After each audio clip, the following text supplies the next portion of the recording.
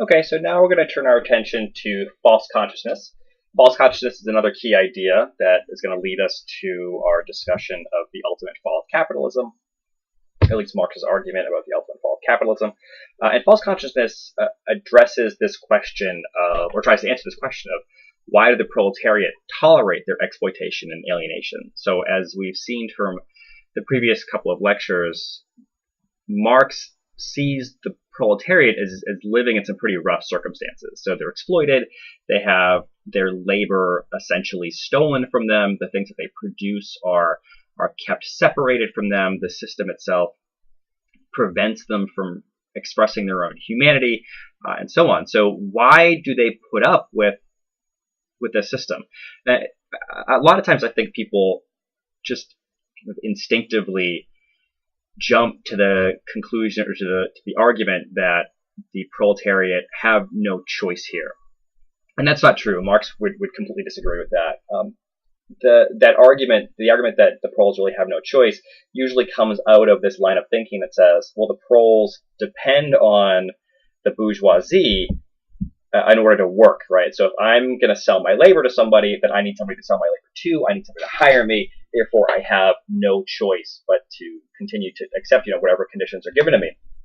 But Marx would actually completely reject that. He would actually see that kind of explanation as an example of false consciousness. So I'll address that particular argument towards the end of the lecture.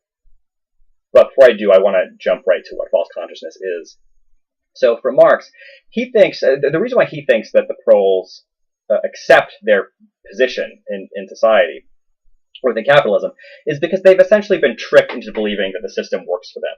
So if you imagine walking down the streets of Boston or Framingham or some other big city in the U.S. and just holding up a sign that says "Workers unite! We need to smash capitalism. We need to bring socialism and Marxism to the people and all that." You would get a lot of angry people who would be pissed at you.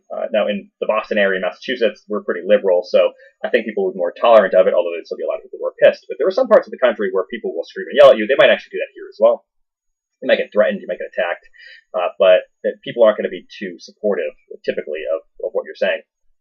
And one of the great ironies from Marx's perspective is that some of the people, or a lot of people, probably the majority of the people who are going to be angry at you, are members of the proletariat. In a lot of ways, the strongest, most fierce defenders of capitalism are the proletariat. They're the ones who are the most hurt by capitalism, but they are defending it. Because, from Marx's perspective, they have had it drilled into their head, essentially, or we have had it drilled into our heads, that capitalism works for us and it is in our best interest. And where does that come from? Well, it really comes out of our socialization. So if you grew up in the United States, you probably heard things like, if you work hard enough, you can be anything or you can achieve anything. We hear that from our family. We hear that at school. We see that in our TV shows. We hear it from our heroes like Bill Gates and sports stars who say that they made it because they worked really hard and so on. We read, our families tell us stories about, our ancestors who worked hard and achieved and overcame poverty. We are told all kinds of stories all the time by our families, by our teachers, by the media, about how all that it takes to make it in the United States, and by extension capitalism, is to work hard. So we're directly told that capitalism is good, or that working hard will allow you to achieve what you want to achieve.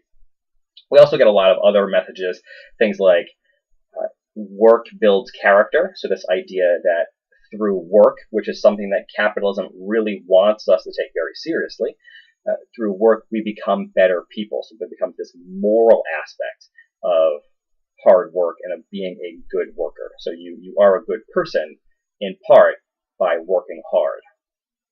Now, all of those messages are, well, not designed. It's not like your family or teachers were thinking, oh, I want to prop up capitalist oppression, but they are part of an ideology, a belief system, Marx would say, that justifies or legitimizes the system. And it works in a couple different ways. One, it's helpful to capitalism in a couple different ways. One, if we are told that we can achieve anything that we want, it doesn't matter that that's probably not actually true. If you are born lower class and poor, you're probably going to die lower class and poor. If you're born fairly wealthy, you're probably going to die fairly wealthy. Yes, there's movement back and forth. Yes, you can make it. Some people do, but most people don't. And so for most of us, it doesn't matter how hard we work. We're probably never going to be wealthy. We're probably never going to be owners. But it doesn't matter if we don't know that. If we believe it, it will lead us to work really hard, which again, the system wants us to do. The harder we work, the more we dedicate ourselves to work, the more factories are productive, the more the economy generates, the more we are buying things, and so on, the more that helps drive the system forward. It helps keep capitalism going. So that's one major thing, one major implication. Another major implication here is that if we are told that working hard can get us anywhere, that we can achieve anything if we just work hard enough, that kind of thinking also insulates the system. It prevents us from being aware of the system's negative, harmful consequences for us. So if I am of the belief that if I work hard enough, I can make it, well, what if I don't work? Or what if I don't make it? Well, the ready-made explanation there is that I didn't work hard enough. Also, by implication, if I see other people, say someone's homeless or someone who is living in difficult circumstances, the ideology, the belief system that I have been raised with tells me that the reason why that person didn't make it isn't because the system is somehow unfair, but because that person just didn't work hard enough. Because, again, anybody who works hard enough can make it. So the system becomes protected by this ideology, by this way of thinking about the world. So this is drilled into us. And it prevents us from questioning the system. We either blame ourselves for failing, or we blame those who have failed. Right? At no point is there space for questioning the economic system and capitalism itself. In addition, capitalism is different from other epochs, from other historical stages, in that the oppression that we experience in capitalism is hidden, it's obscured. So we talked about this in class a little bit, but if you are a slave in slave societies, it's really hard to not be aware that you're being oppressed. You know who's oppressing you. It's the guy with the whip. It's the guy who's screaming at you. It's the guy who sold your children. It's the guy who could kill you if you do if you don't do what he says. If you're in medieval times, you're in feudalism, and you're a peasant, you're a serf. You know you're oppressed when the guy every year shows up to take some percentage of your crop, and that's food that you now can't eat. Well, you know that person's oppressing you. You know that your lord in that castle over on the hill, that person is oppressing you. It's pretty clear that the system of oppression is there. Again, these types of societies are not better. You would not want to go back to feudalism. You would not want to go back to slave societies. But at least it's clear who's oppressing you. It's not quite as clear to the primitive communists because it's nature, and they didn't really have a way to question any of that. So, I would say that oppression is pretty obscure too. But it's certainly obscured in capitalism, unlike slave societies and feudalism. But in capitalism, we don't see, according to Marx, we don't see the oppression that we are experiencing. Because, who's the person? There's no particular person who is doing any sort of oppressing. If your boss is a jerk, go work somewhere else. You can quit. If the mayor of your city or town is horrible, you can either move, you can go somewhere else, or you can work hard to elect someone else. And even if the person you elect doesn't get put into power, somebody else will eventually. It's not the president. The president changes every 4 or 8 years. So it's really hard to see the oppression. It's not a person. It's not someone you can point to. For Marx, the oppression that from capitalism or in capitalism comes from the system itself. It is the system itself that is oppressive. So if you are a member of the proletariat, you will be exploited. There is no way that you won't be exploited. To be in the proletariat is to be exploited. You will be alienated. There is no way to not be alienated. You simply will be. It's part of being a member of the proletariat. And you can't point to anyone to say, this is who's doing it to me. Now, you might feel oppressed, but then who do you blame? Who do you point to? It's really hard to have a thought about rebelling against something when that person or that thing doesn't have a face or isn't a person. So it's really hard to come to the conclusion that there's this big system out there that's screwing you over. It's really hard to see that. So we see socialization. People are socialized to see the world a certain way, to accept a certain ideology, and that leads them to think the system is working for them, or at least that the system works. Oppression is obscured. We can't see who is oppressing us. And finally, social relationships are obscured. So we talked in the alienation lecture about how the way capitalism is organized, individual workers, individual members of the proletariat, can't see their connections to others. They don't see themselves as part of a community or group of other workers. They see themselves as individuals. That's part of the capitalist ideology. We're not taught to think in terms of the collective, in terms of the group. We're taught to see things in terms of our own individual interests, which is great for capitalism because we then think in terms of our individual interests. We work hard for ourselves and so on. But it's terrible for building connections to others. So instead of seeing relationships between workers, we see money and exchanges of money. That has a couple implications. The biggest one being that because these social relationships are obscured, we don't see ourselves, or members of the proletariat anyway, don't see themselves or ourselves as members of a unified social class. To Marx, again, there is the proletariat on the one hand, the owners of the means of production, and the proletariat on the other, the group that has only its labor to sell. For Marx, your interests lie with your social class. If your social class is helped, or the system is changed in a way that helps your social class, then that helps you. But because these social relationships are obscured, we don't see ourselves as being a member of this big class called the proletariat. And that leads to all kinds of divisions. So, for instance, imagine racial divisions.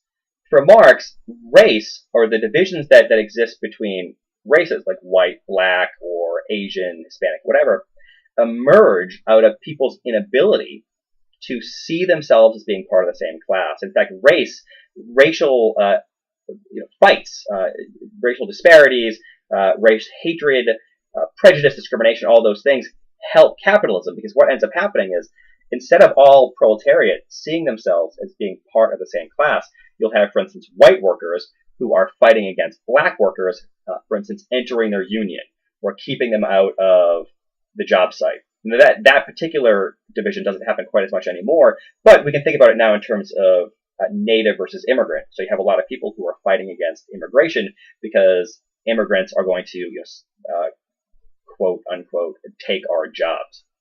Well, for Marx, the people that you're fighting against, if you're in the proletariat and you're trying to prevent black workers or women or immigrants or whoever from coming in and stealing your job, you are fighting against your own interests. You are fighting against other members of your own class. And those internal fights are preventing you from seeing your own oppression, that it's a shared oppression, that white workers, black workers, immigrant workers, women workers, male workers, workers of different religious backgrounds, all these things, none of these distinctions, none of these separations, none of these fights over these different fights between these different types of people do anything except to help the system survive and to prevent the proletariat from joining together and fighting against the system itself, fighting against the bourgeoisie.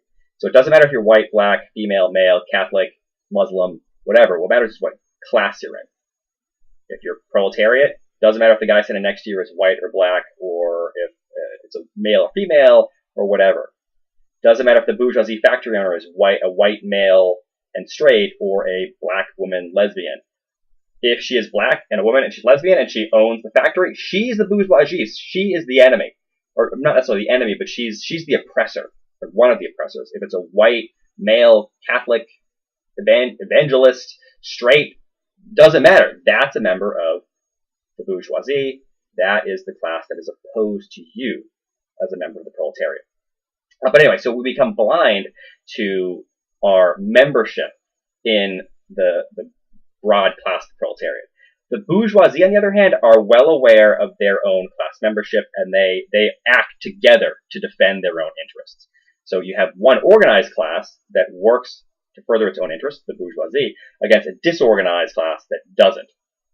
So all these things together maintain this false consciousness, maintain this belief among the proletariat that everything's fine, capitalism is fine, and capitalism is in their interests. So for Marx, false consciousness is the barrier to socialism. So we have this question, who really has power in capitalist society? And everything I've said up to this point would probably lead you to believe that the bourgeoisie really has the power. But that's actually not true. The people who have the power are the proletariat. The proletariat really have the power. They don't realize it, though, because they're suffering from false consciousness. So I said earlier on in this lecture that the reason why the proletariat, don't overthrow the bourgeoisie is not because the proles need the bourgeoisie. The proletariat don't need the bourgeoisie in order to have their jobs. The proletariat don't need the don't need the bourgeoisie in order to do anything, really. If you look at Marx's argument, who's doing all the work? It's not the bourgeoisie, it's the proletariat.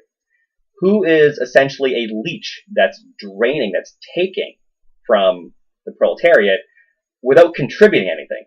That's the bourgeoisie. So the proletariat are producing everything. They're the ones with, they're the ones who are making the things. They're the ones who are, well, that's pretty much it. They're making the things. They're productive, and the bourgeoisie are not. Well, what about in terms of just raw numbers? Well, there are way more members of the proletariat than there are members of the bourgeoisie. So the proletariat have more numbers. What about things like the military and the police? Well, who makes up the military and who makes up the police? The business owners aren't sending their kids off to war. They're not joining the police. They're not joining the military. Those are members of the proletariat. So if the proletariat decided to, they could take over. They could wipe out the bourgeoisie. They could eliminate the capitalist state. They could do whatever they wanted, but they don't, because they don't see themselves as a class, and they don't see themselves as being oppressed. They don't see themselves as exploited. For Marx, the proletariat do not need the bourgeoisie. The bourgeoisie need the proletariat, but the proles don't need the bourgeoisie. The bourgeoisie don't contribute anything. So what's ultimately going to happen, Marx argues, is that there are going to be a series of, or the flaws, the contradictions inherent in capitalism will force the proletariat to essentially wake up. Their false consciousness will go away. Capitalism's flaws will be exposed to the proletariat. The proletariat will wake up. They'll realize that all members of the proletariat are in a class together. Once that happens, the proletariat will overthrow the bourgeoisie and will destroy capitalism, and that will usher in socialism and the end of history, which we will talk about in the following lecture.